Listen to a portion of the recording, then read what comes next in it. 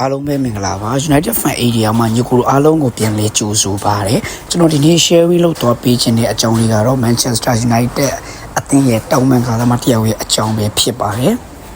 ကဲစားလိုက်ကြစို့ဘာလဲဆိုတော့ Manchester United အသင်းရဲ့တောင်ပန်ကာသမားဖြစ်တဲ့ Jadon Sancho ပါဆိုပြီးအသင်းကနေတယောက်ဝင်ထွက်ခွာမယ်ဆိုတာညီကိုအားလုံးလည်းသိပြီးသားလည်းဖြစ်မှာပါManchester United ကလည်း Jadon Sancho လုံးဝအသင်းမှာထားမှာမဟုတ်ဘဲနဲ့ရောင်းချမှာဖြစ်တယ်လို့ဇာသမားဘက်ကလည်း Manchester United အသင်းမှာဆက်လက်နေလို့ချင်းမရှိဘဲနဲ့အသင်းကနေထွက်ခွာမှာဖြစ်ပါတယ်အခုပြောနေတဲ့အကြောင်းက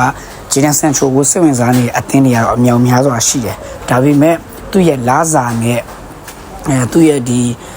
ပြင်းရဲ့ပေါ့နော်ပြင်းတဲ့သူ့ရဲ့ဒီ training မှာဆိုလဲခုကတ်တာတွေပါအဲ့လိုမျိုးသတင်းထွက်နေတာတွေပါတချို့အသင်းတွေကလက်ဆောင်ကြရပေါ့နော်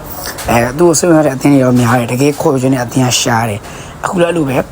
ကျွန်တော်တို့ဒီအီတလီစီးအေးဘက်မှာသူ့ကိုနာပိုလီအသင်းကသူ့ကိုစိတ်ဝင်စားတယ်ဘာညာဆိုသတင်းတွေထွက်လာရပေါ့နော်အခုနောက်တစ်သင်းဖြစ်တဲ့ဂျူဗန်တက်အသင်းကပါဆန်ချူကိုခေါ်ယူဖို့စိတ်ဝင်စားလာတယ်ပေါ့နော်ပြောချင်တာသူတို့လည်းဂျူဗန်တက်သူတို့ဒီစီးရသဘောတရားသူတို့တော့စီးကြည့်ပေးမှာမဟုတ်ဘူးသူကလာစားတယ်လို့မှသူဂျူဗင်တက်ကိုပြောင်းမယ်ဆိုတော့ဂျူဗင်တက်ကသူ့ကိုဒီ Manchester United အသင်းမှာရတယ်လို့မျိုးလာစားမျိုးရမှာမဟုတ်ဘူးပေါ့နော်ပြီးတော့ခါကျတော့ဒီအင်္ဂလန်မှာရှိတဲ့အသင်းအချို့ကလည်းသူစိတ်ဝင်စားနေတော့ရှိတယ်ဒါပေမဲ့အမှန်တကယ်စူးစမ်းလာတာကအခုနာပိုလီရဲ့ဂျူဗင်တက်အသင်းတို့ကဒီဆန်ချူကိုတကယ်ပဲ